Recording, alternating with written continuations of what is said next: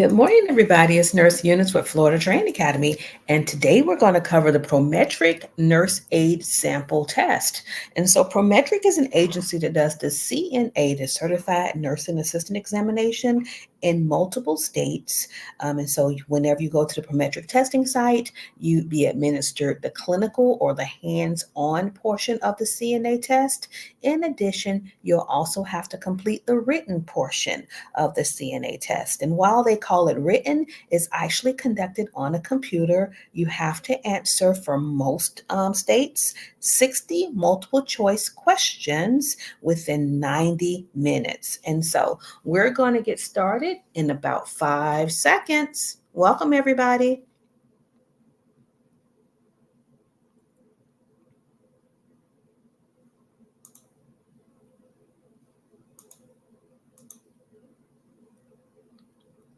So, question number one, and if you don't have pen and paper with you, go ahead and get it now so that we can go ahead and check your answers as we go. This test has a different format, and this one comes directly from the Prometric website. It is a sample test. It would not be the exact questions that would be on the actual nursing assistant examination.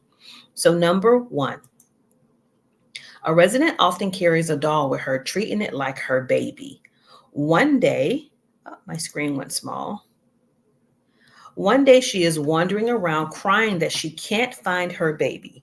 The nurse aide should A, ask the resident where she last had the doll, B, ask the activity department if they have any other dolls, C, offer comfort to the resident and help her look for her baby, or D, let the other staff know that the resident is very confused and should be watched closely.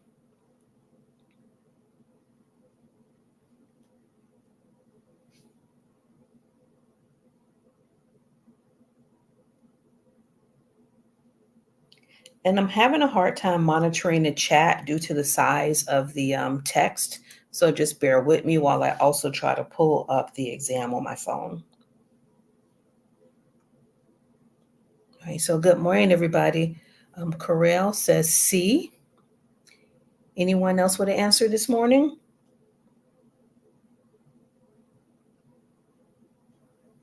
There we go. And Rochelle says C. All right, again, I apologize for the technical difficulties. And if you chose C, offer comfort and help her look for her resident, you're absolutely correct. It wouldn't be the other options. Even though I didn't say that the person has dementia, this person obviously has some type of cognitive issue. She's thinking that a doll is her child. And one of the key words here is that she is crying. So we have someone who's in distress. And the way that you're going to help her best is number one, to comfort her. And then number two, to help her look for her baby, help her look for her child. All of your residents should be watched closely, just not the ones who are confused. So that's why D is not the best choice for this one. Number two, a nurse aide is asked to change a urinary drainage bag attached to an indwelling urinary catheter. The nurse aide has never done this before.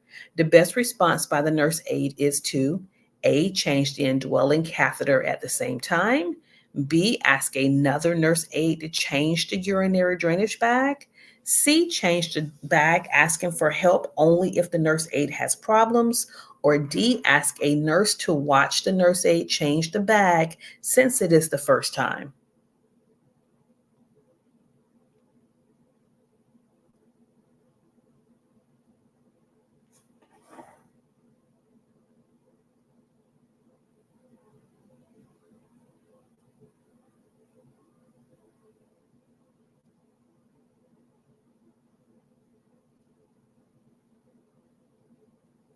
All right. Any answers? I know this one is harder to see. It didn't appear to be this hard to see whenever I created it. I can make it a little bit bigger. So for this one, the correct response is going to be D as in dog. You're going to ask the nurse to watch you, especially since you've never done a task before. In the real world, whenever you are hired, they're going to have a checklist. It's going to be a skills checklist. These are different skills that you have to show and prove that you're competent in doing. And the way that you prove competence, especially if you've never done something before, is number one, you're going to work with your nurse. She's going to talk to you about the procedure or the task. She's going to show you how to complete it, and then she'll actually let you perform the task. And then once you've performed it safely in front of the nurse, we would check you off, meaning that you would be able to perform that skill independently. Number 3, before feeding a resident, which of the following is the best reason to wash the resident's hands? A, the resident may still touch his or her mouth or food. B, it reduces the risk of spreading airborne diseases. C, it improves resident morale and appetite. Or D, the resident needs to keep meal routines. Why are we washing the resident's hands before we feed them?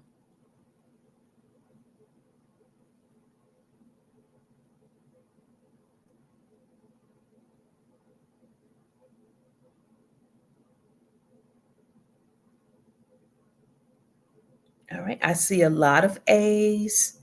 I see a lot of B's, so this one's a little bit trickier. It wouldn't be B because hand washing does not reduce the spread of something that's in the air. So if something is airborne, we'd have to wear a mask. So for 3, if you chose A as an apple, you chose the correct response. You're going to wash their hands before you feed them because sometimes they like to reach up, and if you haven't washed your hands, they've been scratching, they've been touching things. They sometimes try to assist with their feeding, and they're going to contaminate their food. They also like to reach up and touch you as the caregiver, so they can contaminate you too. Number 4, which of the following is a job task performed by the nurse aide? Is it A, participating in resident care planning conferences, B, taking a telephone order from a physician, C, giving medications to assigned residents, or D, changing sterile wound dressings? Yes, Jennifer, that one was tricky.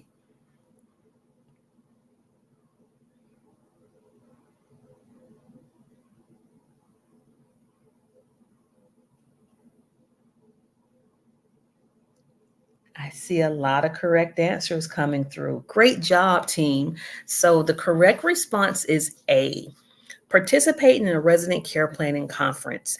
The meeting about the resident. Who spends the most time with the resident? It is the CNA. So we need to know how they're eating. If there's any changes in their mood, you're going to come in and let us know that information. The others are not within your scope of practice. If you answer the phone and there's a physician giving an order, remember a nurse cannot take an order from a CNA. So you would have to put that physician on hold and get the nurse to the phone. And you're not going to give medications. And for the most states, a CNA is not allowed to perform sterile technique, which is why whenever you work in a hospital, they do not call you a CNA. They'll call you a patient care tech or an associate care provider because they're going to teach you more tasks and they're also going to give you more job duties. So that is why we don't have CNAs as a name, CNAs working in a hospital, because they're going to require you to do more than what a CNA can do. Number 5, which of the following statements is true about range of motion exercises? A, done just once a day. B, help prevent strokes and paralysis. C, require at least 10 repetitions of each exercise. Or D, are often performed during ADL, such as bathing or dressing. Range of motion. Hi, Moody.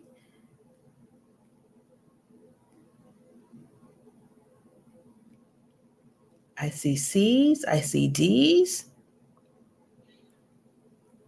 Let's see if we get a few more responses. I see a B. So for this one, we're all over the place. So the correct response for this one is D. So great job.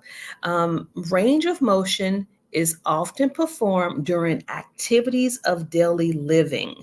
So if you're bathing a resident, even if they've had a stroke, They may be weak on one side, but the side that they can move, you're going to encourage them to take care of themselves with that one side of their body. So you would hand them a washcloth, let them wash what they can reach, and then you would finish what they were unable to reach due to their disability. Moving doesn't prevent a stroke.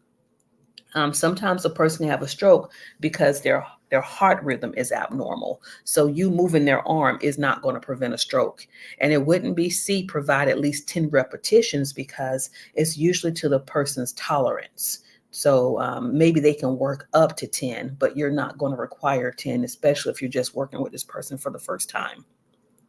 6, the nurse aide tries to dress a resident who is confused, and the resident keeps trying to grab a hairbrush. The nurse aide should A, put the hairbrush away and out of sight, B, give the resident the hairbrush to hold, C, try to dress the resident more quickly, or D, restrain the resident's hand.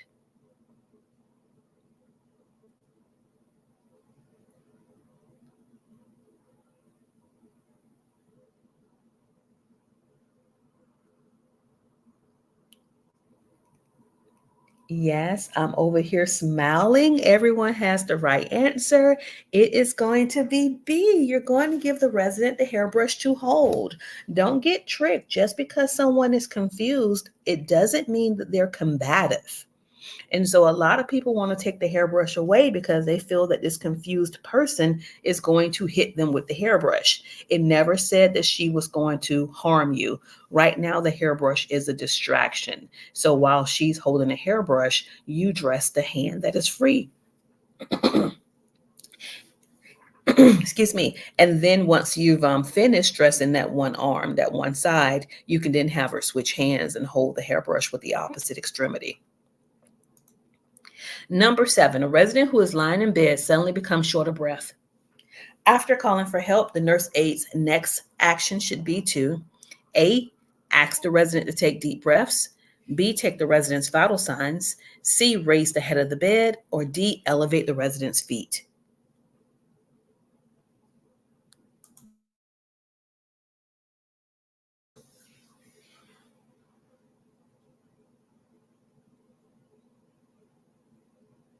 Let's see, let's see, let's see. This one's harder. I don't see as many answers coming through for this one.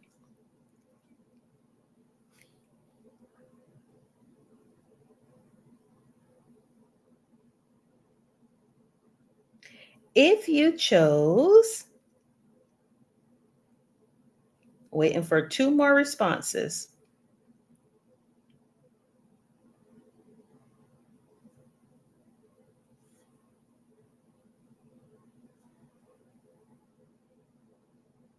Yes, everybody. Yes, the correct response for this one is going to be C. So, whenever you have someone who's short of breath, I need for you, after calling the nurse, that takes only a few seconds, press that button. You need to be raising the head of the bed. When someone is hospitalized, more than likely they have fluid overload. And so when you think of fluid overload, I'm thinking of fluid in the lungs. That fluid could be because of pneumonia. It could be because of heart failure. So whenever they're laying flat, their lungs are filled with fluid. But when you sit them up, the fluid flows down. So the fluid would be in the base of the lungs, which will help to increase their improve their breathing because the upper lungs are not as filled with fluid. So that's what I want you to think of. The lungs are balloons, they're full of fluid. I need to change the way this fluid is positioned so the person breathes better. I'm going to sit them up. And then the next thing you do after sitting them up while you're waiting for the nurse to come into the room is you would take the vital signs. So number 1, call the nurse. Number 2, sit them up. Number 3, do the vital signs. That way, when I come into the room, most everything I need to get, a quick clinical picture of this patient is already there. And I can, if they have oxygen ordered, I can make sure their oxygen is at the right rate. Remember, as a CNA, you cannot give medications. So oxygen is a drug. It is prescribed by a physician. So a nursing assistant cannot change the rate of the oxygen. The only thing you can do is make sure that the tubing, the nasal cannula, is connected appropriately. Numbers 8, a resident who has cancer is expected to die within the next couple of days. Nursing care for this resident should focus on A, helping the resident through the stages of grief, B, providing for the resident's comfort, C, keeping the resident's care routine, such as for bathing, or D, giving the resident a lot of quiet time and privacy.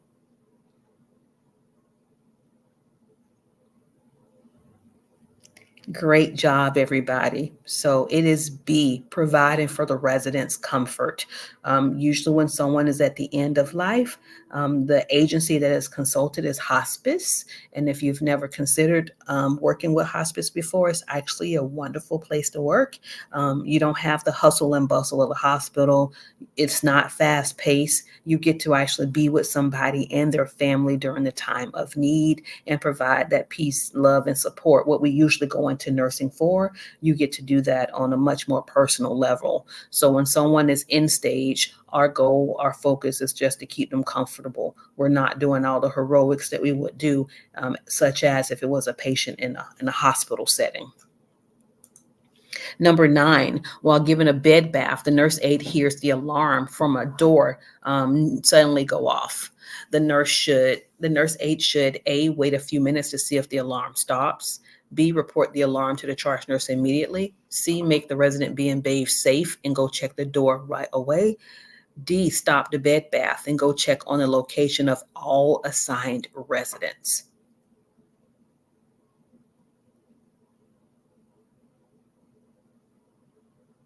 Tana says C. Tamika says C. Good morning, Target.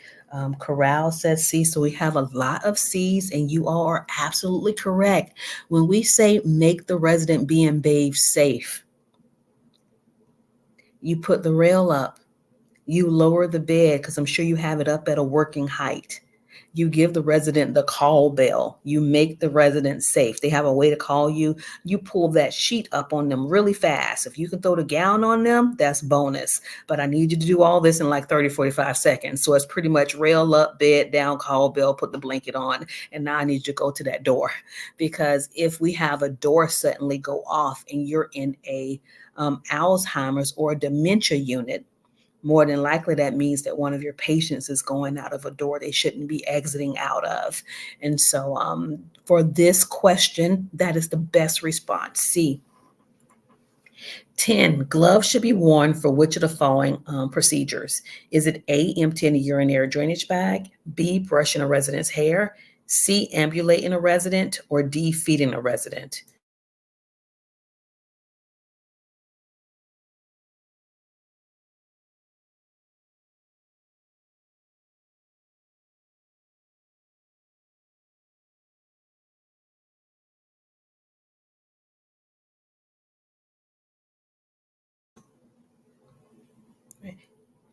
Is anyone having problems hearing me besides Target? He says my language is not clear. I do have a hoarse throat this morning, a sore throat. The correct response is A, because A is the most contaminating. You all are correct. If someone else will give me a thumbs up, thumbs down, put yes. Are you able to hear me?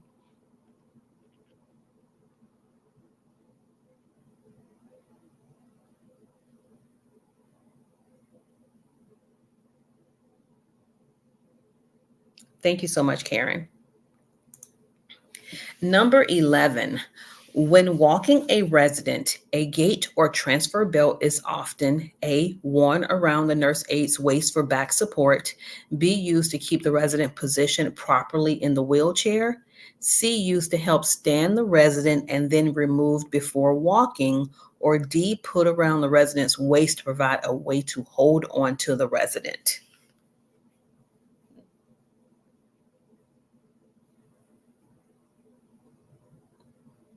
And thank you all for confirming that you can hear me. I appreciate you.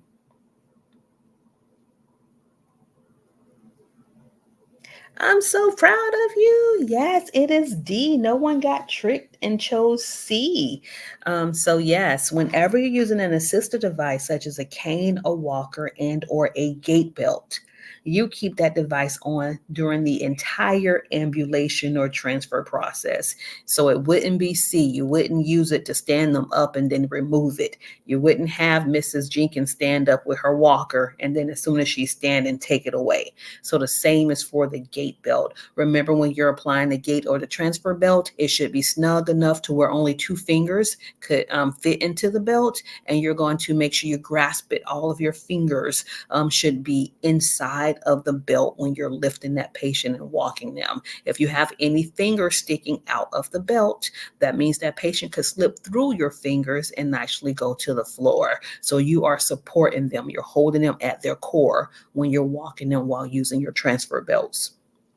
12. Which of the following statements is true about residents who are restrained? A, they are at greater risk of developing pressure sores.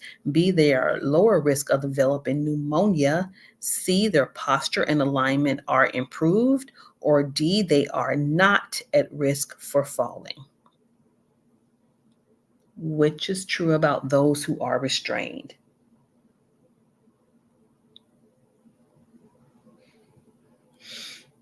Felix, Karen, Inu, Tamika, Anita, Chrissy, Corral, you all are perfect. Yes, yes, yes. Whenever you restrain someone, they just don't lay there. When you restrain them, they're going to start moving around. They're going to be at a greater risk of pressure sores. Initially, if they're calm, yeah, they're just going to be laying there. But as soon as they wake up and they realize they're restrained, their goal is to get out of those restraints. So it's usually not the physical restraint, those wrist restraints, those leg restraints that calm them down. It's the chemical restraints. It's the Haldol. It's the Ativan. It's whatever your nurse is going to give in the IV. Plus, on top of that, if someone's super confused due to a UTI, we're not going to give them Haldol. We're going to give them IV fluids and antibiotics. So once we can kill the infection or, try to decrease the load of the bacteria, then they will usually start being more cooperative and less confused. And so all the others are incorrect because whenever you restrain someone, their risk of developing pneumonia increases because they're not able to move as freely, so they're not able to sit up, so they're not able to clear their airway as well as they could previously. Their posture and improvement, it will not be aligned because they're going to be fighting you. And then D, they are at risk of falling because their goal is to get up once you tie them down. 13, a resident has diabetes. Which of the following is a common sign of low blood sugar? Is it fever, shakiness, thirst, or vomiting?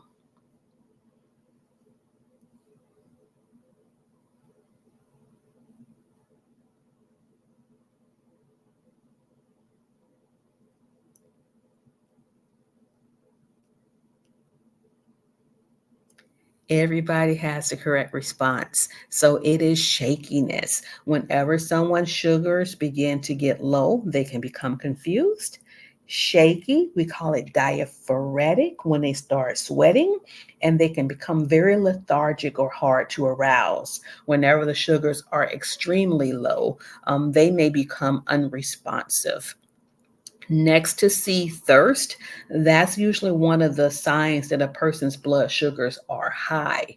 So before a person will have a diagnosis of diabetes, they'll go to the doctor, complain of being thirsty all the time, urinating all the time, having visual changes, maybe some tingling or numbness in their extremities. And now when they go to the doctor and we do blood work, we find that their sugars are elevated. And so that's when they'll usually get their diagnosis of diabetes. And either with diet change, lifestyle change, or medication, will control their diabetes, their condition.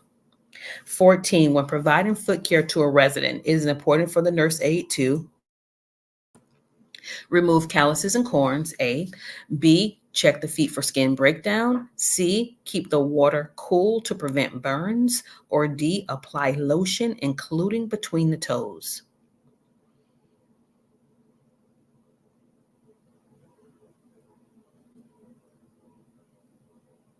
I'm doing my nurse happy dance over here. Yes, you're going to check the feet for skin breakdown. That could be anything. It could be a rash, it could be a cut.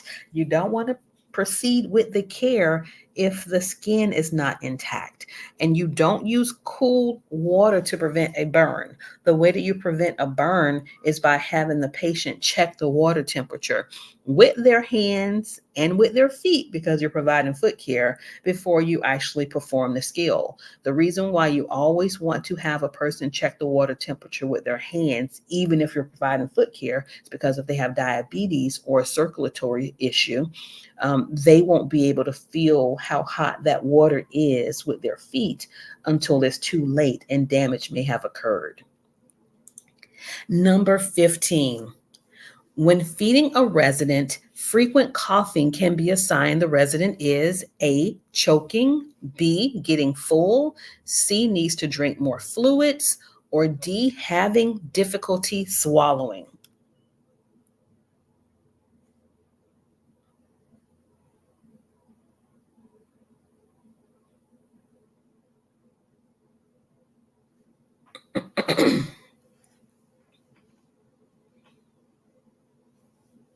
This one is tricky. I'm finally seeing some D's. So, yes, when someone is coughing, they're not choking. So if they're coughing, they may have a partial airway obstruction, but the fact that any air, any sound is coming through, they're not truly choking. So sometimes we'll use those words interchangeably, but when someone is coughing, you encourage them to cough, you tell them to cough harder. Hopefully, they're going to be able to clear their airway. So when someone is coughing while you're feeding them, it is a sign that they are aspirating. They're having difficulty swallowing. So the best response is going to be D for question number 15. I need for my caregivers to prevent the person from aspirating. They should not be eating in a semi-Fowler's position. You're going to bring that bed all the way up close to 90 degrees. Put a pillow behind their back if you need to make sure they're sitting upright. Limit distractions. If the person doesn't have their dentures, I'm going to need you to cut up their meals for them. And then once the meal time is complete, you'll go notify the nurse. I'll go in and do some questioning. Hey, hey, Miss Jenkins, where are your dentures? And if we can't get them there, or we can't get her family to bring them, I'm going to call the doctor, and she's going to be on a mechanical soft diet. So it won't be a parade diet, but it'll be a step down. All of her foods will be easy to chew with just her gums. So it'll be something like maybe Salisbury steak and mashed potatoes. She would not be able to order a hamburger. Number 16, when a person is admitted to the nursing home, the nurse aide should expect that a resident will A, have problems related to incontinence, B, require a lot of assistance with personal care, C, experience a sense of loss related to the life change, or D, adjust more quickly if admitted directly from the hospital.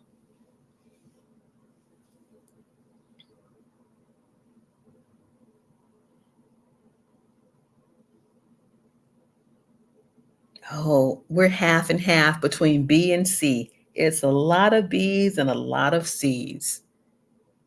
And for this one, the correct response is C. So, not everyone who goes to your nursing home requires personal care assistance.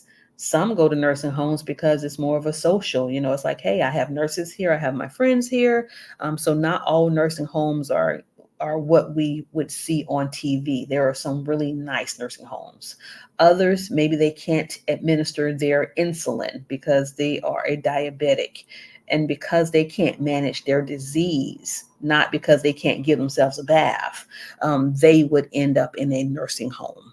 So the correct response is going to be C. We had a person who was previously independent, living in their own home. And now we adjust the temperature for them. We tell them they can't drive.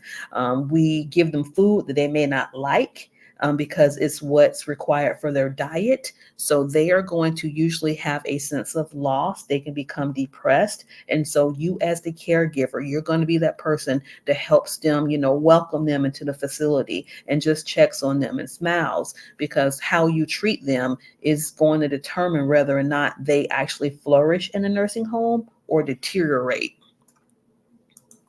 Number 17, a resident gets dressed and comes out of his room wearing shoes that are from two different pairs. The nurse aide should A, tease the resident by complimenting the resident's sense of style. B, ask if the resident realizes that the shoes do not match. C, remind the resident that the nurse aide can dress the resident. D, ask if the resident lost some of his shoes.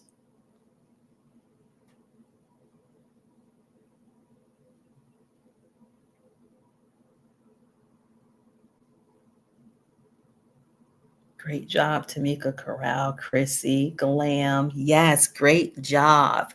You're going to ask if the resident realizes that the shoes do not match, because if they like a certain style of shoe, they may have the blue shoes, the black shoes, and the brown shoes all in that same style. So when they put them on, they feel the same. However, the colors are different. I want my caregivers to be proactive. If this resident can dress herself and the only thing that she did was not put on the matching shoes, maybe the night before, maybe that evening CNA can go ahead and pull those shoes out if they're under the bed, put them up at a higher surface, or maybe you can if they have strings, you can tie the shoes together if they are the matching pair. But don't forget that as someone ages, they have limited range of motion, so their reach isn't as great. So maybe they can't reach the shoes if you put them too far under the bed. They have visual changes, so she couldn't see as well. So you're going to help her remain independent by number one, asking her if she realizes the shoes do not match, because that could be her fashion statement for the day. But then once she says, I didn't even realize because I couldn't reach my shoes, I want you to be that person who helps her remain independent. 18, a resident's wife recently died. The resident is now staying in his room all the time and eating very little. The best response by the nurse aide is to A, remind the resident to be thankful for the years he shared with his wife. B, tell the resident that he needs to get out of his room at least once a day. C, understand the resident is grieving and give him chances to talk. D, avoid mentioning his wife when caring for him.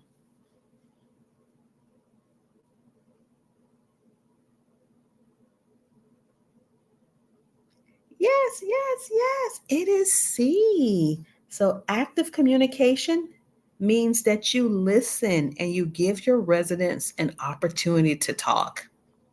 19, when a resident refuses a bed bath, the nurse aide should A, offer the resident a bribe, B, wait a while and then ask the resident again, C, remind the resident that people who smell don't have friends, D, tell the resident that nursing home policy requires daily bathing.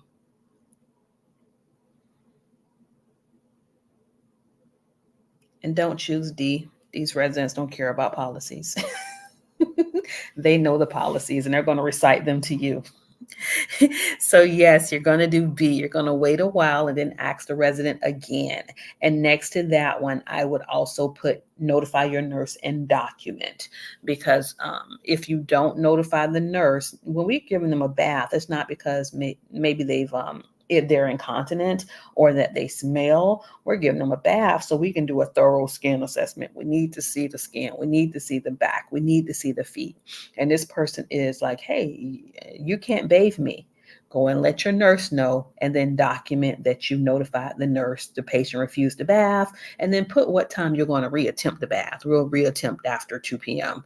So now when you go back in the room at 5 p.m. and Miss Jenkins still refuses the bath, you're going to go back and repeat that same process. All right, we tried again. I notified the nurse. Hopefully your nurse will step in and somehow get that bath done. The problem is at 8 p.m. when the family members come, Mrs. Jenkins is not going to remember that you offered her a bath twice. And her daughter's going to come in and say, hey, why do you have on the same gown you had on yesterday? And Miss Jenkins may say something such as, oh, Tamika never gave me a bath. And so you always want to cover your butt. You want to document when these patients are refusing things and make sure that you truly let your nurse know. Number 20, when a resident is combative in trying to hit the nurse aide, it is important for the nurse aide to A, show the resident that the nurse aide is in control, B, call for help to make sure there are witnesses. C, explain that if the resident is not calm, a restraint may be applied. D, step back to protect self from harm while speaking in a calm manner.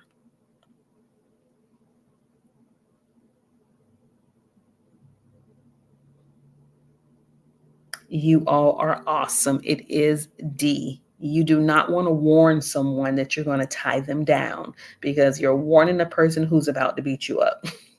So I need you to protect yourself. Step back, try to figure out what's going on with them, but I need you to be at a safe distance so you do not get injured. Number 21, during lunch in the dining room, a resident begins yelling and throws a spoon at the nurse aide. The best response by the nurse aide is to A, remain calm and ask what is upsetting the resident. B, begin removing all the other residents from the dining room. C, scold the resident and ask the resident to leave the dining room immediately. D, remove the resident's plate, fork, knife, and cup so there is nothing else to throw.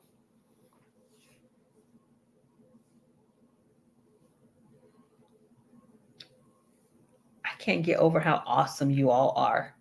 All I see is A, and you all are correct. We're not getting upset when they get upset.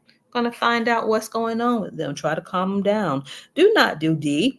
If someone's throwing utensils and they still have a knife on their plate, don't get close enough to get a knife thrown at you. That's a workplace hazard.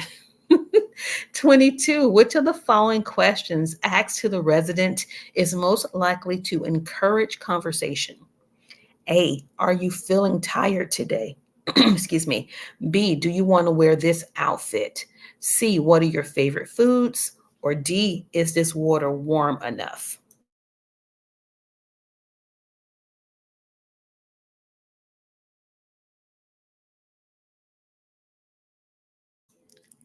Good luck, Amita. Is it Amita or Anita? I need my glasses. So I apologize if I mispronounce your name, but you know we're going to be praying for you. So good luck in advance with your test.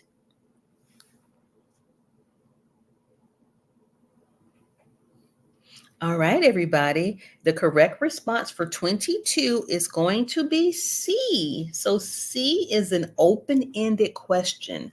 Open-ended questions cannot be answered yes or no, so they are more likely to encourage communication. So A, are you tired today? No. Conversation's over. C, what are your favorite foods? Well, I really like pasta.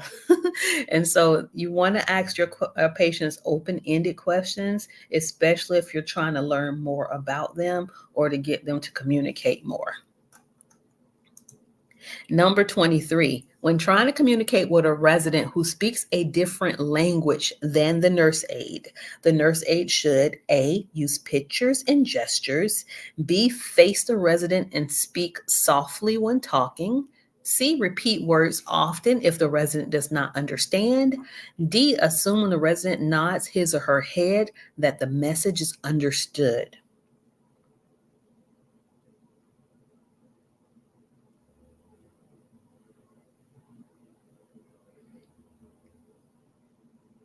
Yes, yes, yes. Use pictures and gestures. So your facilities will have a communication board.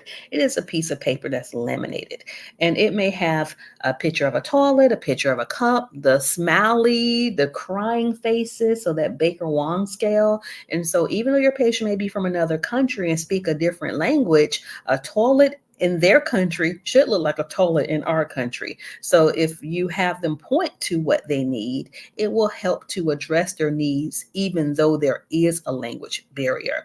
Gestures, a person who doesn't speak your language, your patient, you come in with the blood pressure cuff, you wave at them, you point to the blood pressure cuff, and you point to their arm.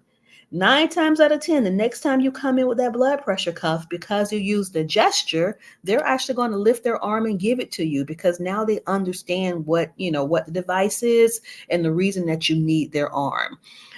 After using pictures and gestures, if those are not working, you would try to find another member on your team who actually speaks that person's language. Worst case scenario, especially as a nurse, sometimes I have to be in the room whenever the doctor is explaining a medical procedure to a patient and their family. If they don't speak the language, they're a paid translator. So each of the hospitals, the facilities, they have a contract with a translation service where we would call a number. We would get a person on the other end who speaks that language who will say exactly what the doctor says. We usually do not allow the family members to translate important things such as surgical procedures because the family members may not say everything verbatim as the physician says it. So that's just additional information as to how we deal with persons with language barriers in the facilities. 24. While walking down the hall, a nurse aide looks into a resident's room and sees another nurse aide hitting a resident. The nurse aide is expected to A, contact the state agency that inspects the nursing facility, B, enter the room immediately to provide for the resident's safety, C, wait to confront the nurse aide when he or she leaves the resident's room, D, check the resident for any sign of injury after the nurse aide leaves the room. All right, we just saw Michael, CNA, hit a patient. What do you want to do? Yes, it is B, enter the room immediately to provide for the resident's safety. And so what I'm going to say now is totally off record. Do not tell on me. Michael is 400 pounds. Michael just hit a patient. When you go in and say, hey, Michael, stop hitting that patient, Michael might hit you. So I need for you to scream as if, there is something majorly wrong. I need you to scream help. Get as many eyes coming and legs coming to that room as possible. Because what you don't want to do is go one-on-one with someone who is aggressive or abusive. Yes, you want to protect the patient, but I also need you to protect yourself.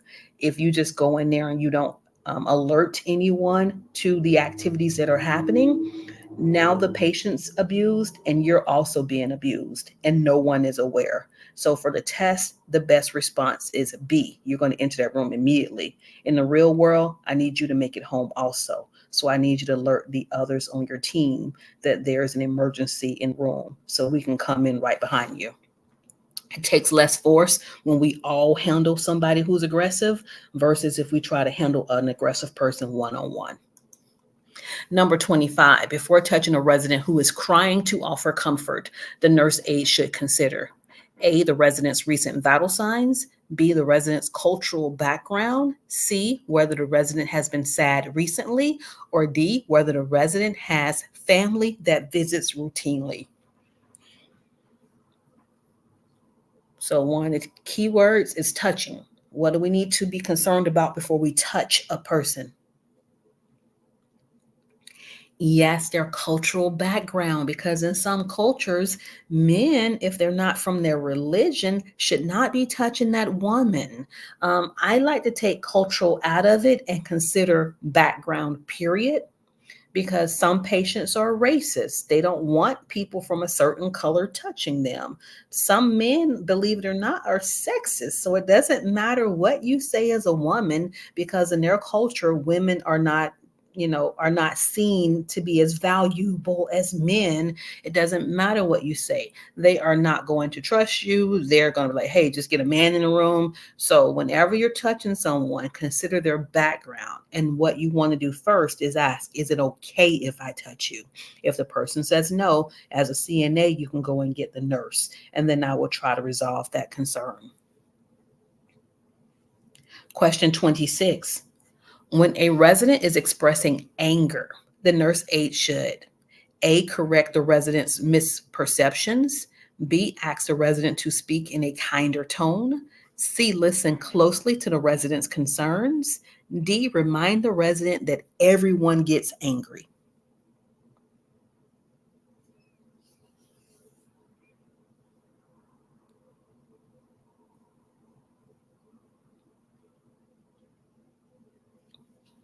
Very good job. Active communication and listening. Great job. So the correct response was C. 27, when given a back rub, the nurse aide should A, apply lotion to the back directly from the bottle, B, keep the resident covered as much as possible, C, leave extra lotion on the skin when completing the procedure. D, expect the resident to lie on his or her stomach.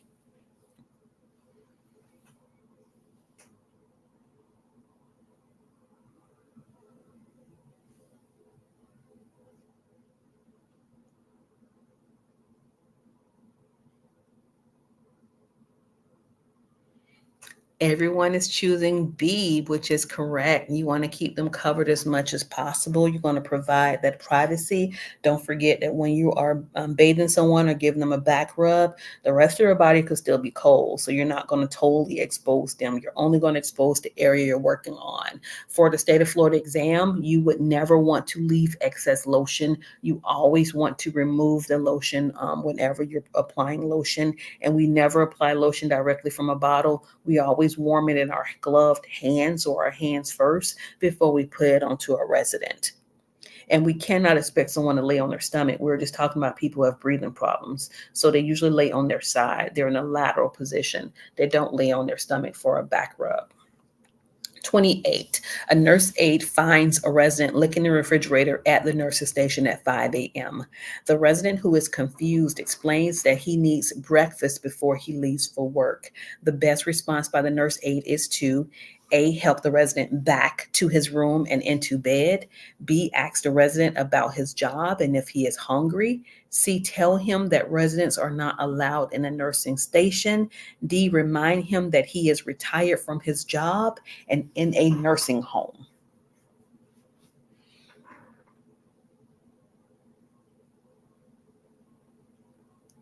Perfect, team.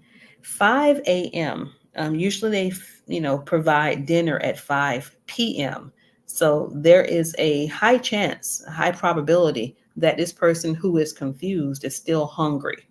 So the correct response is B, because it is the only one that asks your resident, hey, are you hungry? Because it's a possibility that he might be.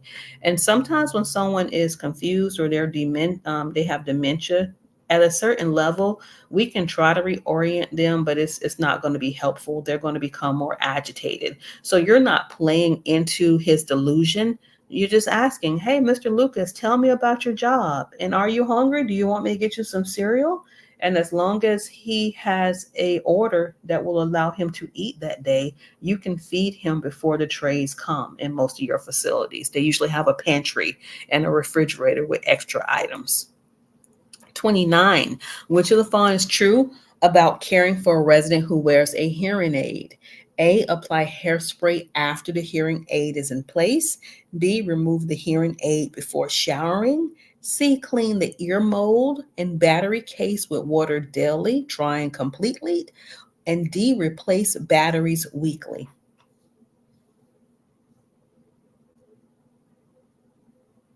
Hmm.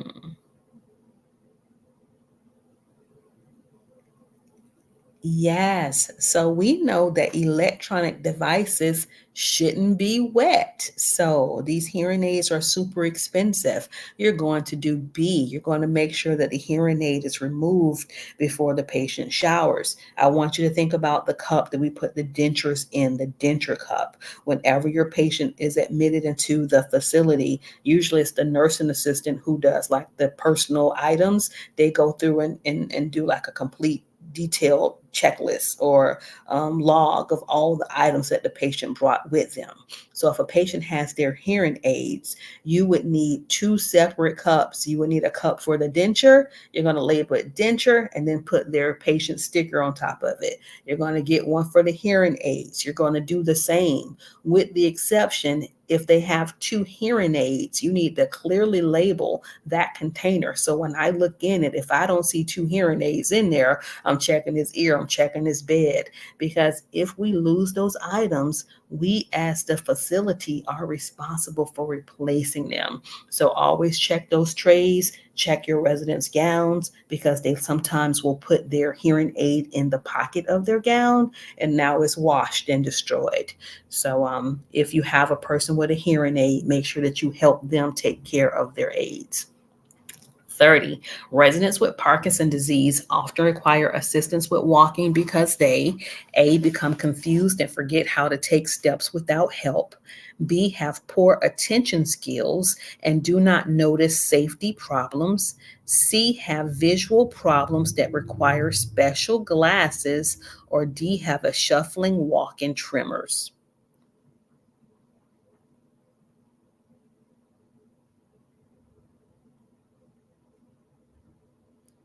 I see D's, I see B's. And so with Parkinson's disease, Parkinson's is not Alzheimer's. With Parkinson's disease, the response is going to be D. They have a shuffling walk.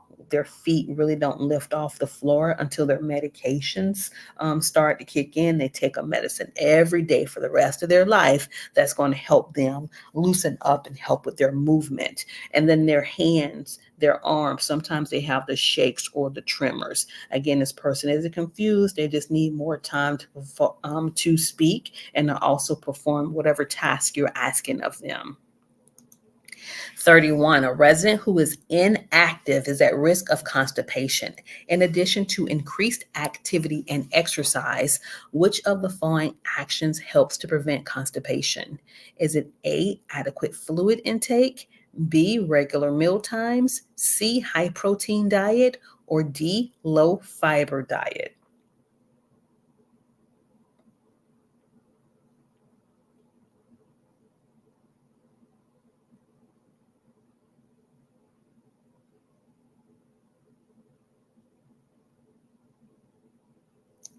And so, yes, for this one, it is A. So you're going to get Miss Jenkins out of that bed. You're going to get her to walk down the hall if you can, because we need to increase her activity and her exercise. And then you're going to give her adequate fluid. So if we just do fiber alone, so it's not a low fiber diet, it's not D, it would be a high fiber diet and fluids. But if we just give someone fiber without fluids, it's also going to cause them to be constipated because the fiber bulks up the stool. So we have all these loose particles, we give them some fiber, and now it puts all those particles together. So when they go to the bathroom, they have a more solid bowel movement and they can actually clear their bowels better. A fluid that you could give, of course, would be water. Don't forget about prune juice, but prune juice is high in potassium and it's also high in sugar. So you would not give prune juice to someone who's a diabetic without checking with your nurse first. And you also would not give it to somebody who has renal failure or kidney disease because they cannot excrete out the excess potassium. So if you give prune juice to the wrong patient, you fix one problem, but you cause 10 more. So always check with your nurse first.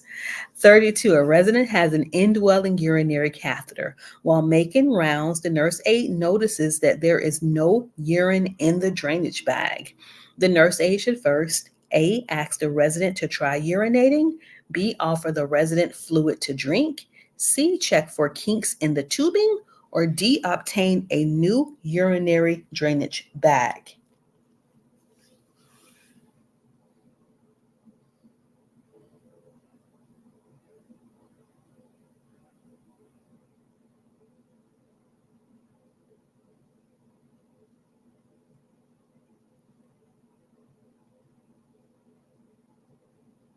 We're torn between A and C. So let's talk about A first. Whenever someone has an indwelling catheter, the person doesn't have to try to urinate because the urine is just going to flow into the bag. And we're assuming this person has drank fluids, that their kidneys work. So there's going to be fluid, that urine that has been produced. So it's going to be involuntary gravity. If there's any urine in there, it's just going to allow it to drain down into the tubing and it's going to end up in the drainage bag as at the very end. So you'll see it kind of like make its progression. You'll see urine traveling through tubing and then it goes into the bag. So A is not the best response. They shouldn't try to urinate. It's going to be C. If a person has a drainage bag, and I just said that means their kidneys must be working, they must be having some fluids so that we can actually produce some urine. And so if you don't see any urine in the bag, chances are that tubing is kinked or maybe the person's leg, if they're really heavy, their leg is on top of the tubing, and that is going to impede the flow of the urine. So another way that you can check is you can always go and check for bladder distension, because if a person is retaining urine, the base of their stomach will sometimes be protruding and they may complain of cramping down below. But it's usually a really simple fix. You lift the leg, you remove the kink, the urine will begin to flow. And then I need for you to go back and put a securing device on your catheter, on the drainage bag, to prevent it from going under your patient again. Number 33, a resident who is incontinent of urine has an increased risk of developing A, dementia, B, urinary tract infections, C, pressure sores, or D, dehydration.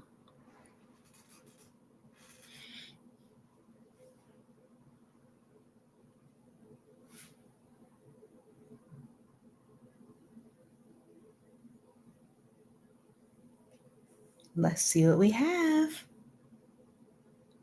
Oh, we are torn. We have just as many C's as we have B's. All right, so excuse me again. The definition of incontinence is the inability to control.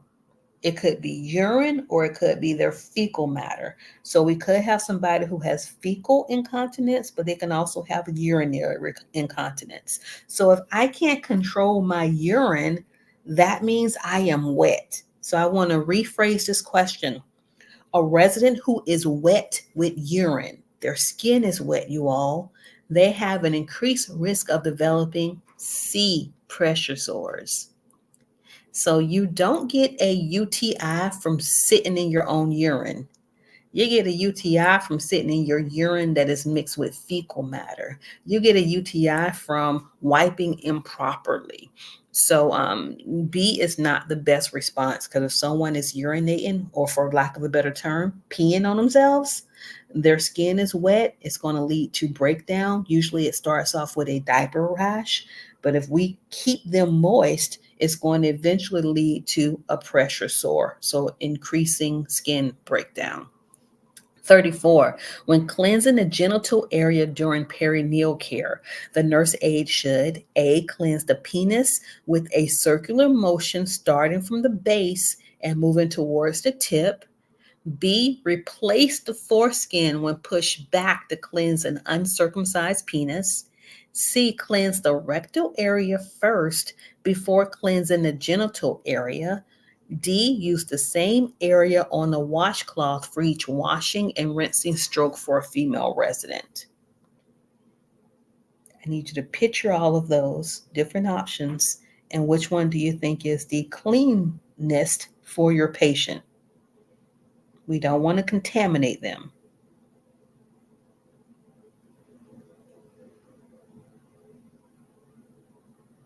So yes, a lot of B's.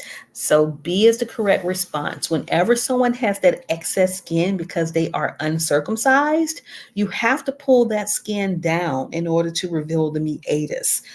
You know, on the street, we call it the head. You want to see the head of the penis, you have to pull that extra skin down. But the term that you're supposed to use is the meatus. And you're going to start cleaning from the very tip of the meatus. Circular motions work your way all the way down the shaft. The last part that you're going to be cleaning would be the testicles. Remember, old men's testicles are not nice and firm. They hang down low. So from the front, they may appear to be clean. Make sure you lift them and clean the rest, the part that's nearest their rectum area. And now once you've washed, you're going to rinse using the same exact pattern, starting from the tip, working your way down to the base, and then cleaning or rinsing the testicles. And then you're going to dry the same way. When you're done, you have to pull that skin that you retracted, you have to pull it back forward. If you don't pull it back over to cover the tip of the penis, remember, he's uncircumcised. If you don't do that, that skin forms like a tourniquet, and it traps the blood into the very tip of the penis, and it causes a painful response for your patient. So I know that was a long explanation, but I really needed you to see it. All right, and so for the state of Florida CNA exam, you will not have to clean men. So for most of your Prometric exams, your mannequin, whenever you're providing perineal care, even though it may have a masculine face and a masculine chest, when you lift the gown, it usually has female genitalia, not male genitalia. 35. Which of the following is considered a normal age-related change? Is it dementia, contractures, bladder holding less urine, or wheezing when breathing? Which of those would be normal?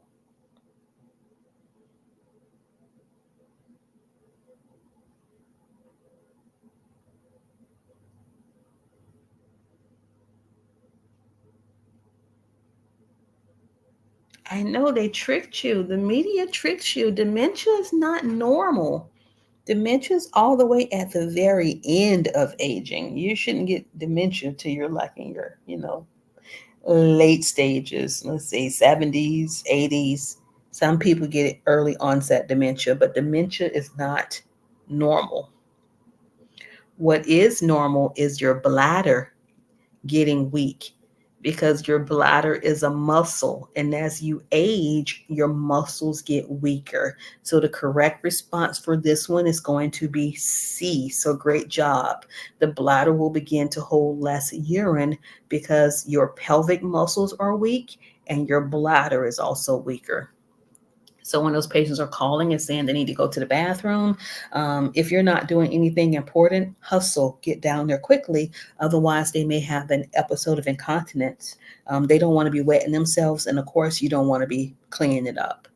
36. A resident is on a bladder retraining program. The nurse aide can expect the resident to A, have a fluid intake restriction to prevent sudden urges to urinate. B, wear an incontinent brief in case of an accident. C, have an indwelling urinary catheter. D, have a schedule for toileting. You're welcome, Genesis.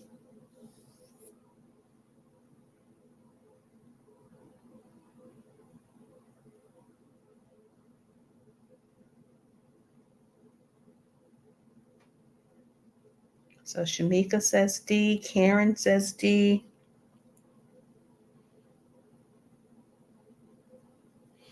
Great job. Great job. So, a schedule for toileting is the bladder retraining program. So, for an adult, we can't say potty training.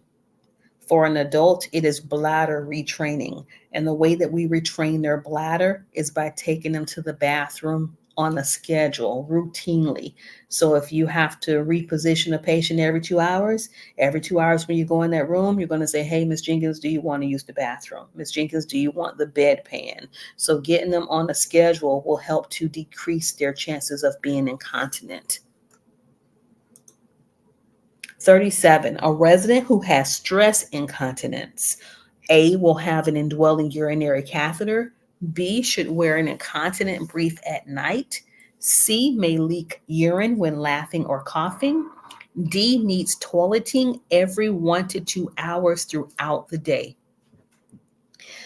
The key word here is stress incontinence.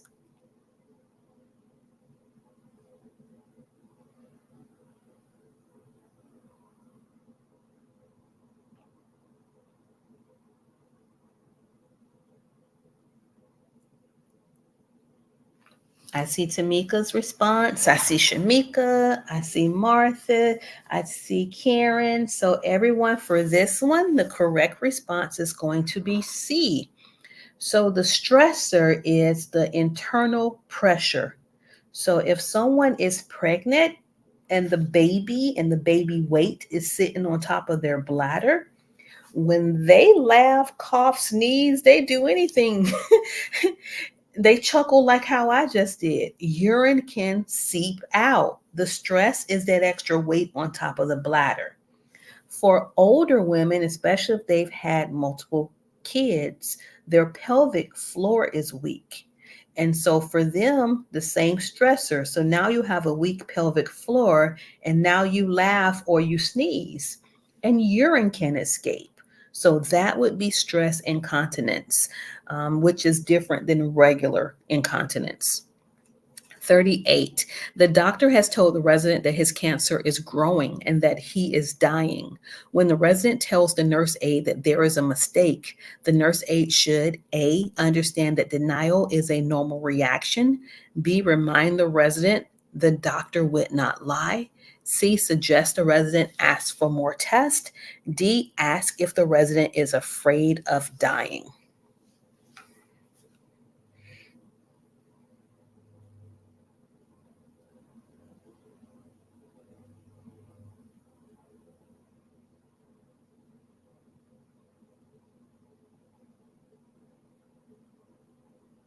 Everybody, yes, denial is a normal reaction.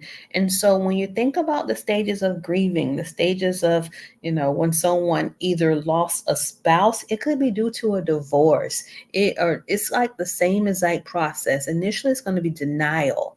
At the end, if this patient actually accepts the fact that he is dying, remember we talked about that agency that we call that provides comfort at the end of life.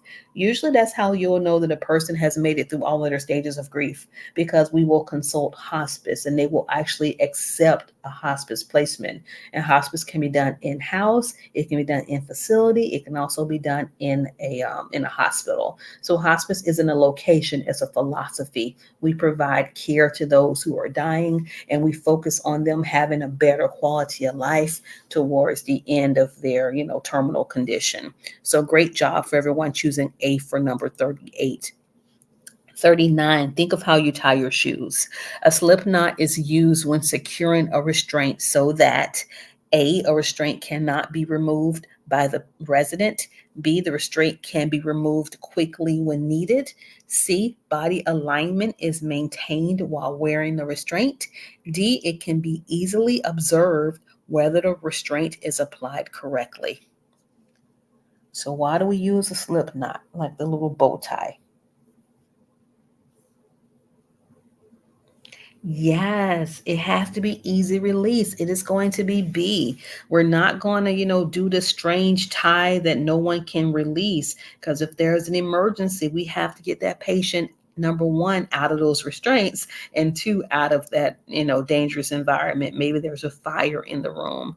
As a reminder, restraints are never attached to a side rail, because if we lower the side rail, we can actually injure their arm, we can dislocate an arm, a wrist, etc. So you do not attach a restraint to a side rail. There are holes and hooks on the actual frame that the mattress sits on, and that is what you would tie the restraint to.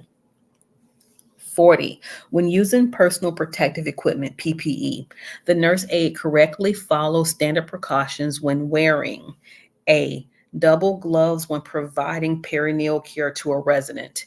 B, a mask and gown while feeding a resident that coughs. C, gloves to remove a resident's bedpan. D, gloves while ambulating a resident. And the way I want you to think of this one is which procedure is the most contaminating.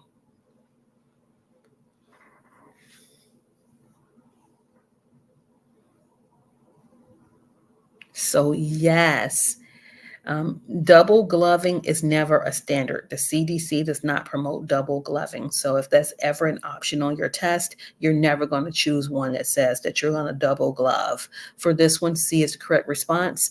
You must wear gloves when you're removing someone's bedpan. You do not need a mask and a gown when you're feeding someone that coughs.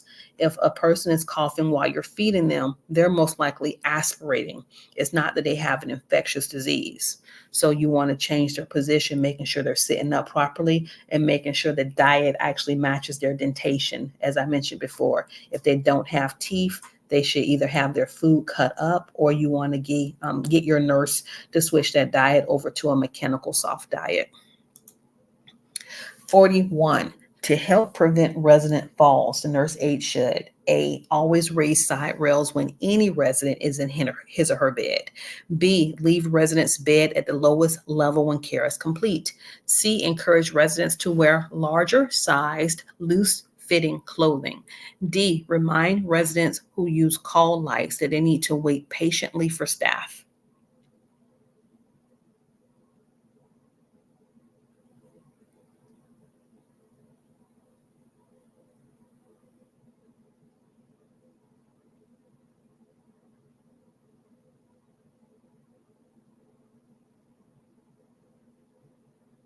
All right, so we're torn between B and C. I'm happy no one chose A.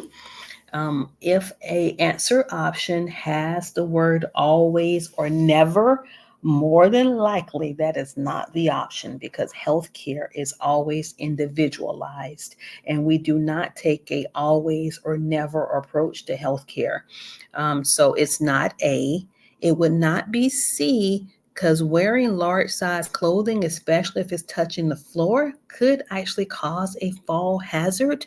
The best response is going to be B. Whenever you're done providing that care, bring that bed down to the lowest position. Side rails do not prevent falls. If your resident wants to fall, all they do is climb over the side rail. So side rails give an illusion of safety. What makes a patient safe is a great caregiver who checks on the resident, keeps the bed in the lowest position, has the call bell, and if a person just insists on continually getting up, there are bed alarms that we can add to the bed that detect movement. And when you hear that alarm going off, get into the room quickly. 42, as the nurse aide begins his or her assignment, which of the following should the nurse aide do first? A, collect linen supplies for the shift. B, check all the nurse aide's assigned residents. C, assist the resident that has called for assistance to get off the toilet. D, start bathing a resident that has physical therapy in 1 hour. You have a 15 patient assignment. What do you want to do first?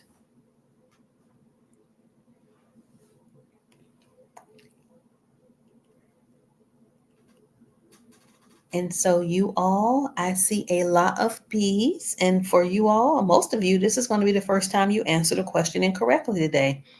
You don't want to check on all 15 residents. C, there is a resident that has called for help. They're on the toilet. That one resident who has called you has now become your priority.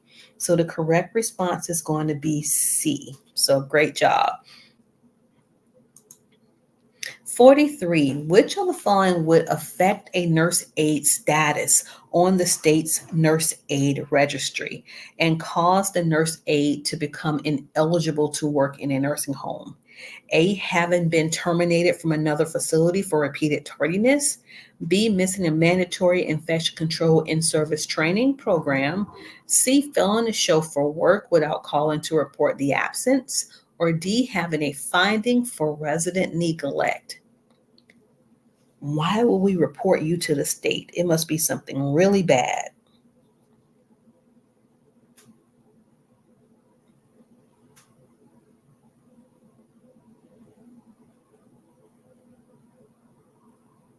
Yes, yes, yes. So, in order for us to report you to the state, it's going to be D.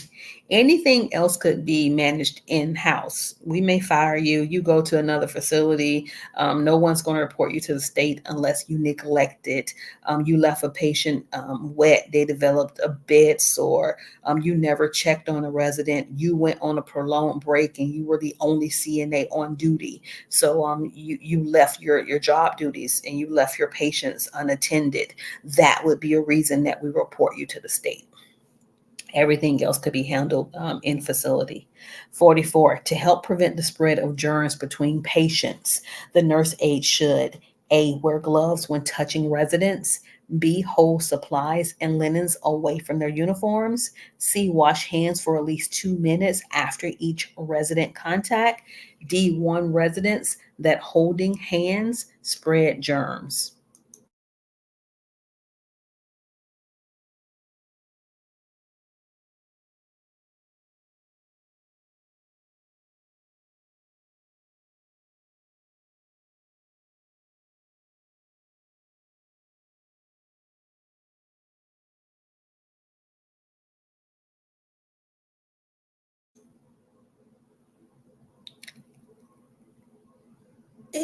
Oh, it's not C. We're so close. I see a lot of B's. I see some C's. So for this one, everybody, it is going to be B. You don't want anything touching your uniform. For hand washing, even though the whole process may have taken about a minute and a half, you are not going to provide friction for 2 minutes. You only have to provide friction for 20 seconds according to the current CDC standards. So that's why the response is not C. Don't let anything touch you or your uniform because you're going to become contaminated. And now you're spreading those contaminated clothing and those contaminants all throughout the facility and even to your next patients. 45. When a sink has hand control faucets, the nurse aide should A, use a paper towel to turn the water on, B, a paper towel to turn the water off, C, an elbow, if possible, to turn the faucet controls on and off, D, bare hands to turn the faucet controls both on and off. And this should be an easy one for you all. You're super smart.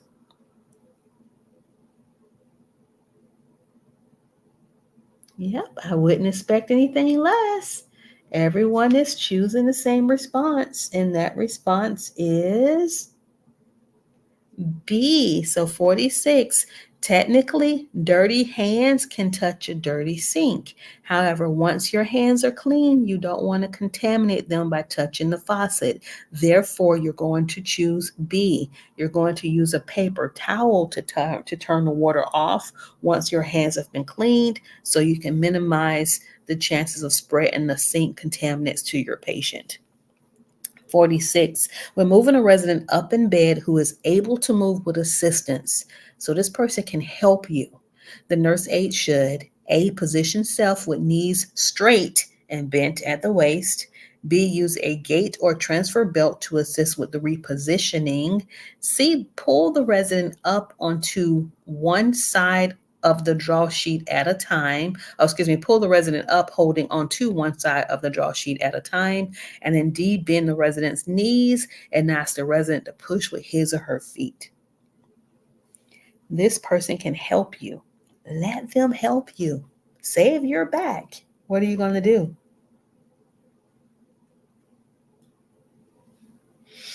Yes, it is D. We don't use a gate belt to reposition. We use a gate belt to get them out the bed, gait walk. So when you think of gait is another way of saying how well someone walks. So a gait belt is used when walking, not when repositioning.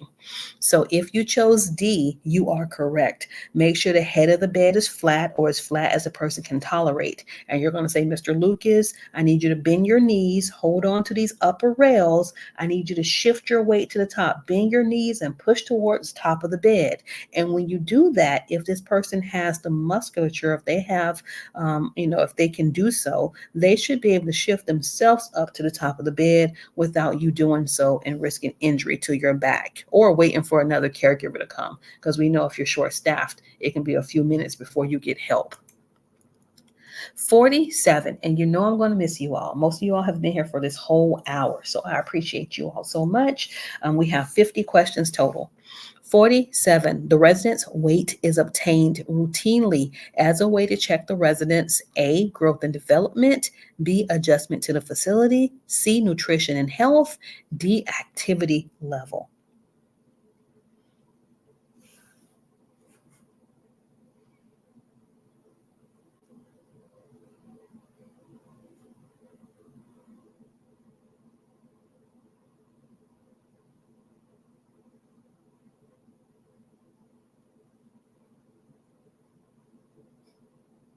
And yes, if you chose nutrition and health, you are absolutely correct. So when we say get a daily weight, it is possibly because someone has kidney failure. We don't want them retaining fluids. So we're going to have you weigh them every day. Someone could have congestive heart failure where their heart isn't pumping properly. And so if they're eating something that has salt in it, they're going to be retaining fluids also, which is going to make their cardiovascular disease worse. Let's say it's somebody who's anorexic or someone who has bulimia, someone who's malnourished. We're going to weigh them every day because we need to make sure they're actually gaining weight or maintaining their weight and not losing their weight. So yes, you are correct. We weigh our patients routinely to monitor their nutrition and their health. 48. Which of the following is a right that is included in the resident's Bill of Rights? Is it A, to have staff available that speak different languages on each shift? B, to have payment plan options that are based on financial need? C, to have religious services offered at the facility daily? Or D, to make decisions and participate in own care?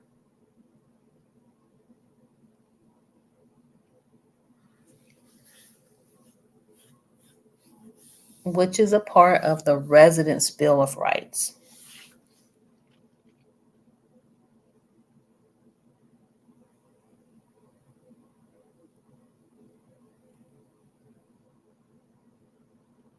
And yes, if you chose D, you are correct. And so they don't have to have religious services performed at a facility daily. If they require that frequent of religious services, they're probably going to have their own pastor, chaplain, rabbi come to the facility. But it's going to be D. They get to make decisions and participate in their care, which is why a patient also has a right to refuse care. Because we don't own them. They can make their own decisions about what they wear, what they eat. We just have to do so within I want to say the confines, but the restrictions of whatever the doctor has ordered. And I know somebody wants me to go over plan of care, so I'll try to do the plan of care video over this weekend so you can understand what those orders are and how it actually impacts your job as a CNA. 49. Which of the following, if observed as a sudden change in the resident, is considered a possible warning sign of a stroke? Is it A, dementia, B, contractures, C, slurred speech, or D, irregular heartbeat? So this has to be something that you can see, like a sudden change, which is a possible warning sign of a stroke.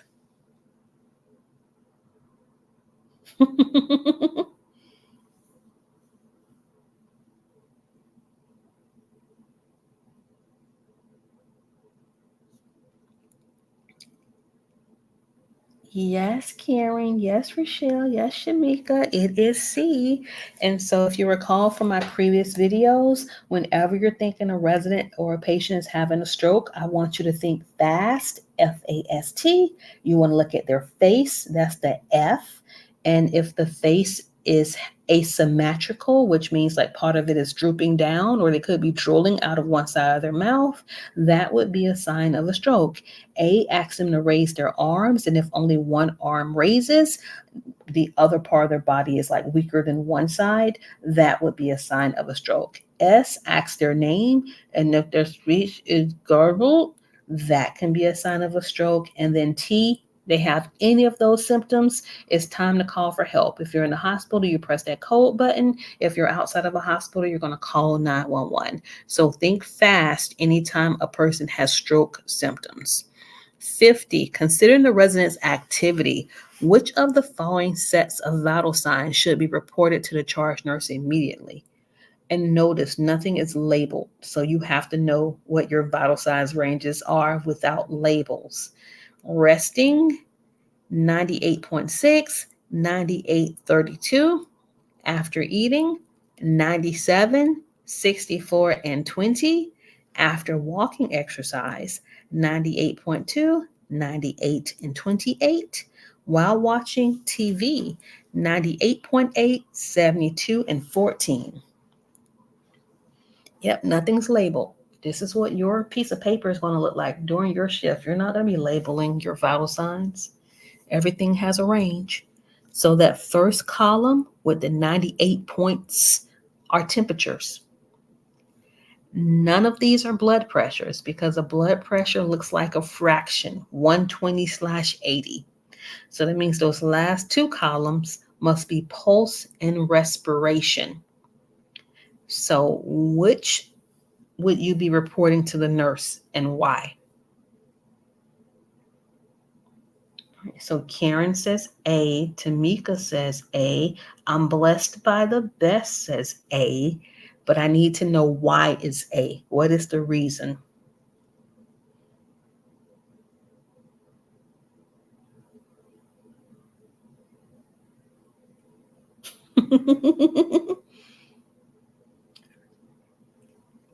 So everybody knows it's A, but I want to know why is A the correct response.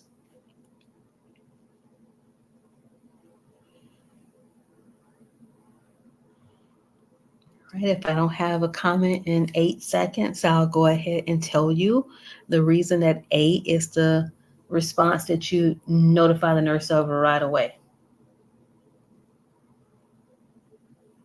Yes, it's because they're resting. While resting, it shouldn't be 98. Anyone else?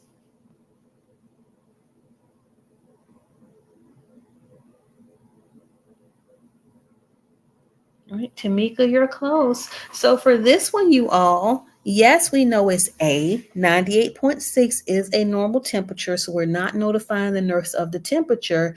Technically, you wouldn't notify the nurse of the heart rate or the pulse being 98 because normal adult heart rate is 62/100. What you would notify that nurse of is the respiratory rate of 32 because the normal respiratory rate range is from 12 to 20. So this person, while they're resting, is breathing really fast or hyperventilating. So that's why A is the correct response. It wasn't due to the pulse, it was due to the respirations. When you look at C, actually, let's go to B. B, the temperature was 97 degrees, but none of you all chose that one, rightfully so. You wouldn't notify the nurse if someone's temperature was low after they ate because you want to wait 10 to 15 minutes, go back and recheck their temperature. If they ate anything cold, then of course their temperature is going to be lower than normal. C, the person was actually moving. So after walking exercise. So you wouldn't have to report their respiration rate of 28 after they were walking and moving about. You would give them time to settle 10 or 15 minutes and then go back and check their respiration rate, their vital signs over again, and things should be calm. So the correct response for this one is A. Great job, team. And because this slide was not the best slide, give me about an hour and I will post this on nurseeunice.com. And that way you can just download these slides or the whole PDF so you can practice it again. For you all who are still here, I want to thank you all, but I do want to know what you learned today and whether it was something new or something that was reinforced. If before you leave, you can put that in the comment box so I can make sure that you're getting the value from me, spending time in the mornings and going over some practice questions with you. So, and I'm also here to answer any questions you may have.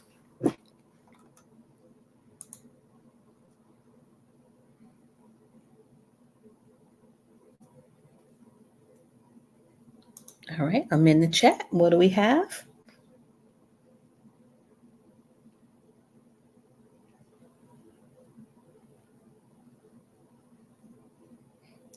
Yes, Karen, it was tricky. So it wasn't a blood pressure because it didn't have the slashes there.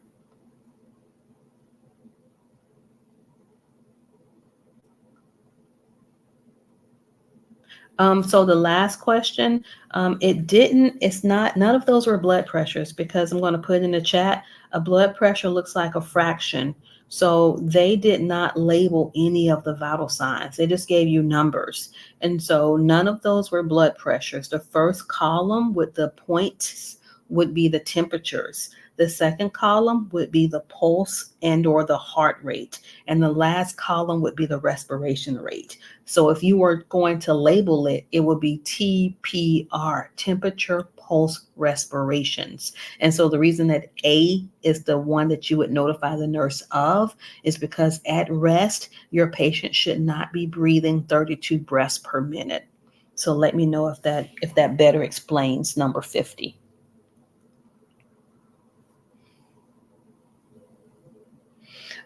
Tana, we did vital signs last night. So if you go back to yesterday's video, when you go to our channel, you'll see the vital sign review from last night.